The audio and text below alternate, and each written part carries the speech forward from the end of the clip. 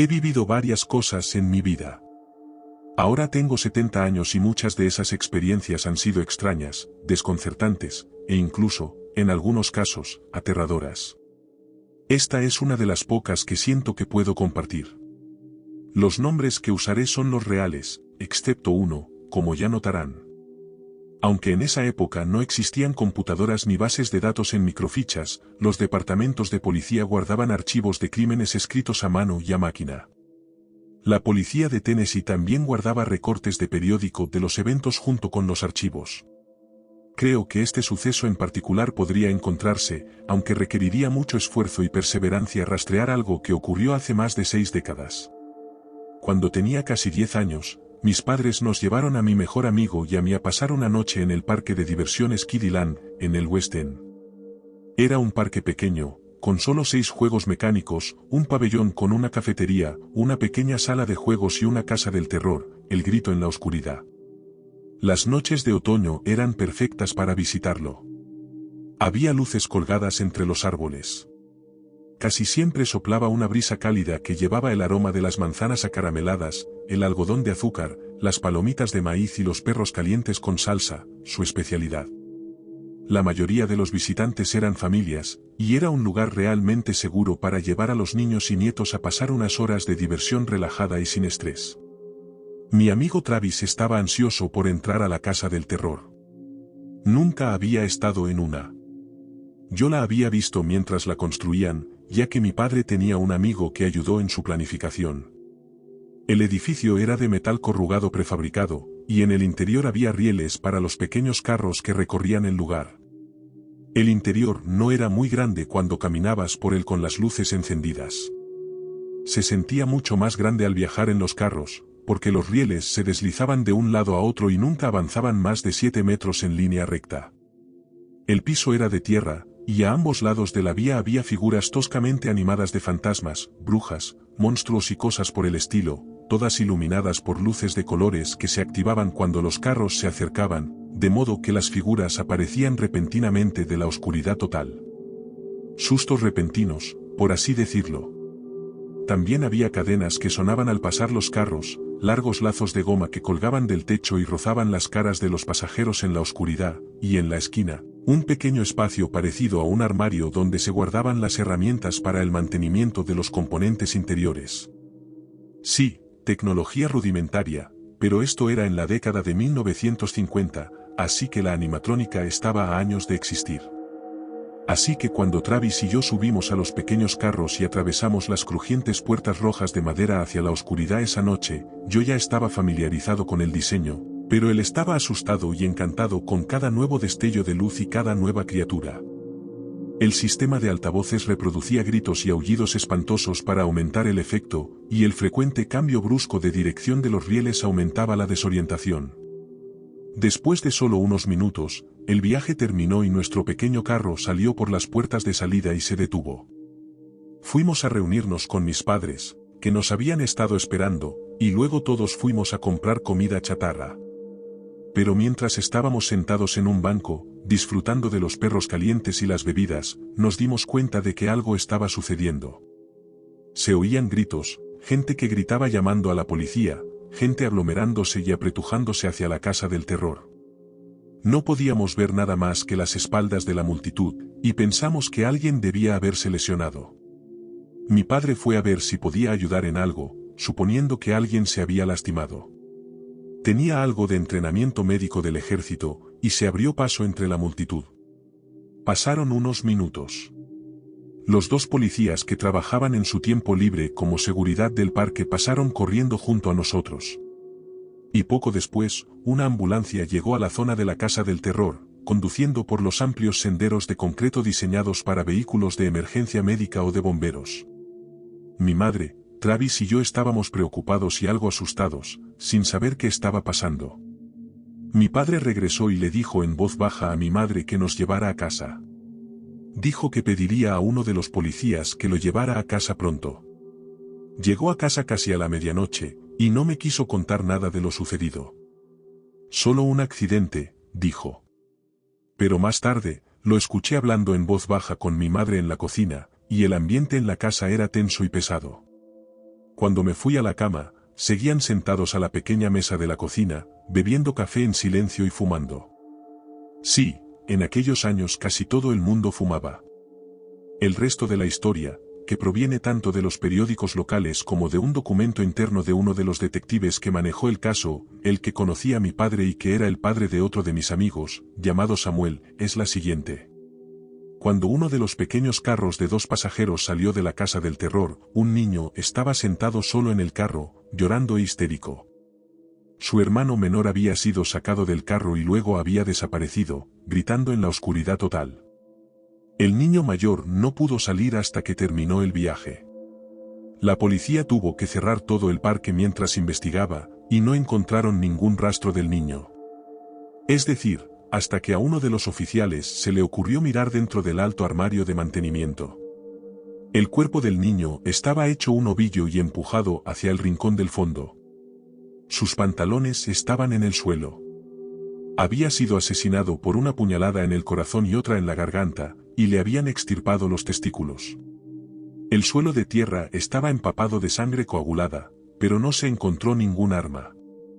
La policía local se puso en contacto con el sheriff del condado y realizaron una búsqueda de cualquier persona que pudiera haber tenido acceso al interior de la casa del terror, y rápidamente descubrieron que un joven, a quien no nombraré para no darle fama, pero al que llamaremos Guillermo, había estado trabajando en el parque durante varias noches. También había operado la casa del terror y la rueda de la fortuna. Era un vagabundo al que contrataron por dinero en efectivo y mano de obra mientras se preparaba el parque para la temporada de otoño e invierno, y había desaparecido esa noche. No fue difícil encontrar una pensión a poca distancia del parque, y la policía descubrió que un hombre que encajaba con su descripción había estado allí durante un par de semanas, pero que no estaba en su habitación esa noche. La búsqueda continuó durante 2 semanas más y no arrojó resultados. Se detuvo e interrogó a varios vagabundos, indigentes y otros transeúntes, pero esto también fue infructuoso. El avance en el caso se produjo unas semanas más tarde, cuando un niño fue secuestrado de una pista de patinaje al aire libre en el estado vecino de Tennessee. El niño logró escapar del hombre que lo había llevado a una habitación en una pensión destartalada. Aterrorizado, detuvo a un automovilista que pasaba y lo llevó a la estación de policía. En 1 hora y media, la policía tenía 3 patrullas y 2 detectives, incluido el de nuestro pueblo, el padre de mi amigo, en la pensión. Encontraron al joven Guillermo en su habitación. No opuso resistencia, solo se rió de todo lo que le preguntaron. Uno de los oficiales lo golpeó hasta hacerlo sangrar con los puños antes de que otro lo apartara, pero el hombre seguía riéndose, incluso con los labios sangrantes y la nariz rota. Mientras se lo llevaban, los 2 detectives registraron la habitación en busca de pistas sobre un motivo o cualquier otro crimen relacionado. Pues bien, en su armario encontraron ropa barata comprada en una tienda de segunda mano, varias revistas pornográficas y una vieja maleta grande. Dentro de la maleta, encontraron las cosas que repugnaron incluso la endurecida sensibilidad de los veteranos detectives.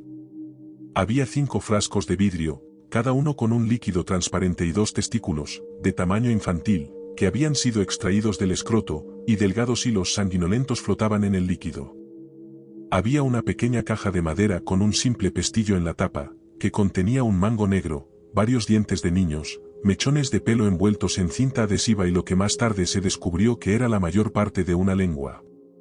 Ninguno de los detalles del estado de la víctima de la casa del terror, ni ninguno de los detalles del contenido de la maleta del joven, se dieron a conocer al público. En aquellos días, la ciencia forense no se practicaba, y nunca se logró identificar a las otras víctimas, ni el asesino reveló dónde había dejado los cuerpos. Tras un juicio que solo duró unos días, Guillermo fue declarado culpable de asesinato en el único caso. No hubo otros cuerpos ni demandantes para los demás crímenes, y fue condenado a muerte en la cámara de gas. No apeló el veredicto, y las únicas palabras que dirigió a alguien antes de su muerte fueron maldiciones. Aunque se supuso que había hecho estas cosas como una especie de adoración al diablo, nunca dio ninguna razón, y solo se reía cuando lo interrogaban.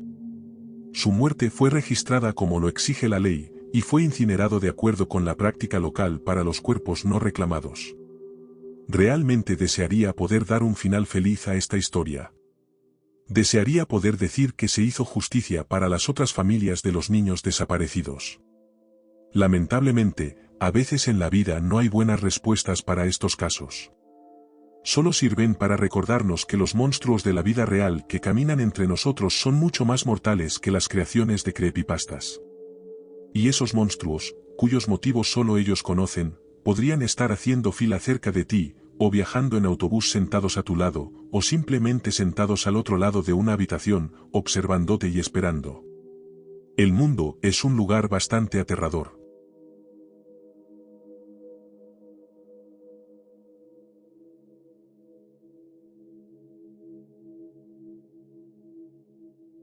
Era un día como cualquier otro.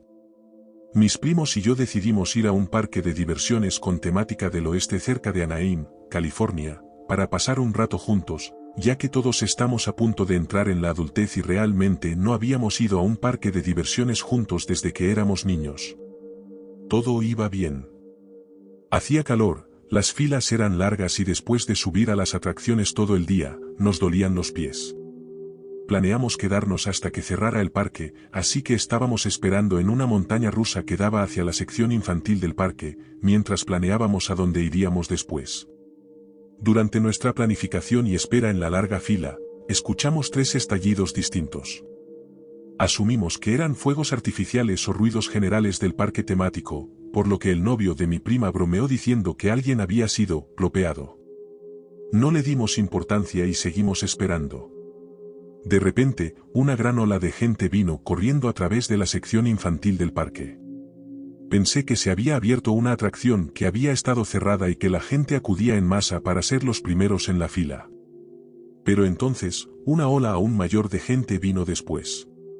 Vi a padres escondiendo a sus hijos en los arbustos donde estaban las atracciones, a los operadores de las atracciones sacando apresuradamente a la gente de las atracciones que estaban en marcha y a todos a mi alrededor preguntando: ¿qué demonios está pasando? Fue entonces cuando las palabras más escalofriantes que he escuchado en mi vida salieron de los altavoces de la derecha. Agáchense. Tiroteo activo. Nos agachamos y estábamos absolutamente aterrorizados. El novio de mi prima mayor estaba agachado y diciendo que teníamos que salir pitando de allí. Pero teniendo en cuenta que la fila en la que estábamos estaba elevada y daba directamente hacia donde todos corrían, sabíamos que no podíamos quedarnos allí. Después de 1 minuto de estar sentados allí, una chica de arriba nos dijo que teníamos que salir de la fila e irnos. Así que corrimos por las rampas de la fila, pasando junto a una señora llorando que sostenía a sus 2 hijos llorando, quien me miró a los ojos y dijo entre lágrimas: «Esto no es un simulacro». Y fue entonces cuando supe que tenía que tomarme las cosas en serio. Corrimos hacia una pared y esperamos allí agachados. Estaba rezando para que mi familia y yo pudiéramos salir de allí con vida. Mi prima mayor estaba llamando a sus padres y había niños a nuestro alrededor que estaban llorando. Teníamos que seguir moviéndonos, así que nos levantamos y corrimos hacia la parte trasera del parque para encontrar las salidas de emergencia. El novio de mi prima le preguntó a un empleado dónde podíamos encontrar una, pero no respondieron. Simplemente lo miraron con la mirada perdida. Decidimos seguir a una multitud hacia los senderos para caballos donde pasa la diligencia. Subimos corriendo por una gran rampa en el sendero para poder llegar al frente del parque. De repente, nos dijeron que regresáramos y nos agacháramos. La gente corría de regreso y todos fuimos empujados hasta que nos sentamos en el suelo. Vimos a la policía fuera del parque y las luces del parque estaban apagadas, aparte de la iluminación decorativa. Éramos patos sentados. Si el tirador estaba en el parque, estábamos en una zona alta, abierta y visible. Llamé a mi mamá y le expliqué la situación, pero todo lo que pudo hacer fue decirme que me fuera de donde estaba. Pero no entendía que si corría hacia atrás o hacia adelante, estaría justo en el camino del tirador. Miré a mi alrededor para ver a gente histérica. Un padre estaba sufriendo una crisis nerviosa porque su hija no estaba con él. Una chica estaba llorando porque estaba sola con su hermano pequeño. Y lo que más me impactó fue un niño pequeño que vino al parque para celebrar su cumpleaños, sollozando y diciéndome que solo quería volver a ver a su papá. Traté de asegurarle que estaría bien y que volvería a ver a su papá, pero que se quedara callado y detrás de nosotros. Mi primo alto dejó que su hermana se fuera con sus dos amigas mientras íbamos a subir a la montaña rusa y no tenía ni idea de dónde estaba, así que salió corriendo solo para ir a buscarla. Estuvimos atrapados allí arriba durante 10 o 20 minutos. Mi prima menor estaba llorando y su hermana también iba a empezar a llorar después de verla. Estaba hablando con sus padres. Finalmente, un grupo de personas subió por detrás de nosotros para cruzar el puente. Los seguimos hasta la parte inferior de la rampa, donde nos encontramos con un empleado que nos informó que el tiroteo había sido desde un vehículo en movimiento y que era seguro salir del parque. Salimos, todos conmocionados, y mi mamá me dijo que aún debíamos tener cuidado, ya que podrían regresar. Una vez que subimos a nuestro auto, nos aseguramos de que nuestro primo alto estuviera bien. Encontró a su hermana y a sus amigas en una tienda de dulces, escondidas con un montón de niños llorando. Una vez que llegamos a la autopista, estábamos a salvo y podíamos respirar. Toda la experiencia fue traumática. Si bien es posible que no hayamos estado en demasiado peligro, el no saber dónde estaba el tirador y el pánico de toda la gente en el parque combinados, nos dejaron a todos reacios a ir a un parque de diversiones por un tiempo.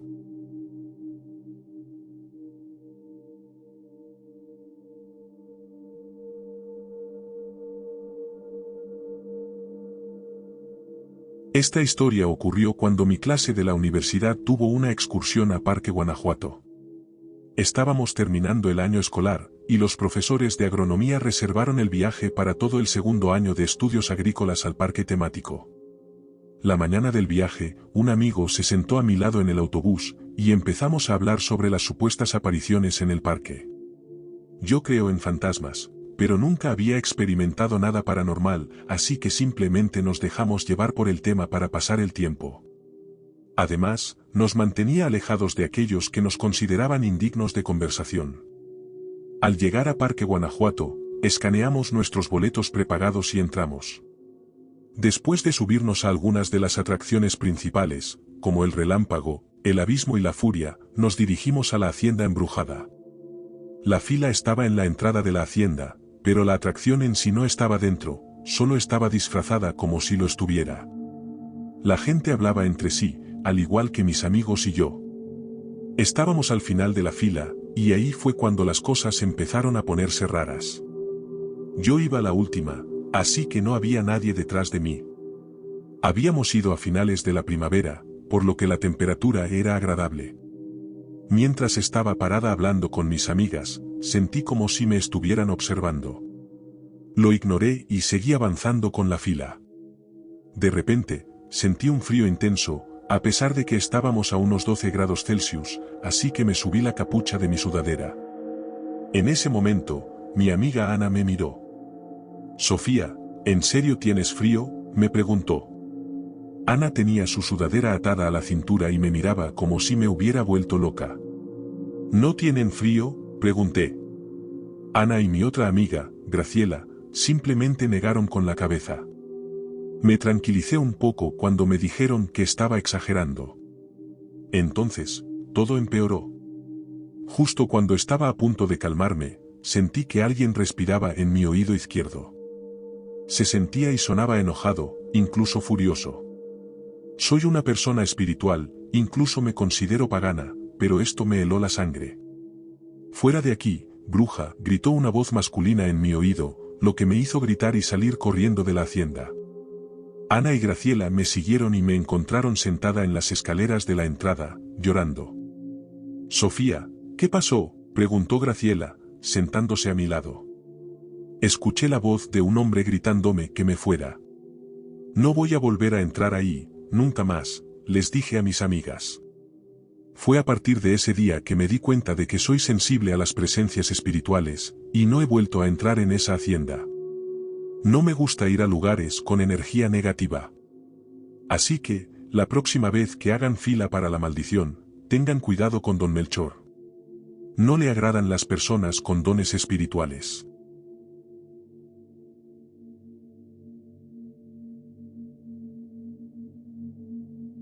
Esperamos que hayan disfrutado de estas historias reales de terror en el reparto de comida. Si tienen sus propias historias espeluznantes o aterradoras, nos encantaría escucharlas. Pueden enviárnoslas, y quién sabe, su historia podría aparecer en nuestro próximo episodio. Cuídense y mantengan las luces encendidas.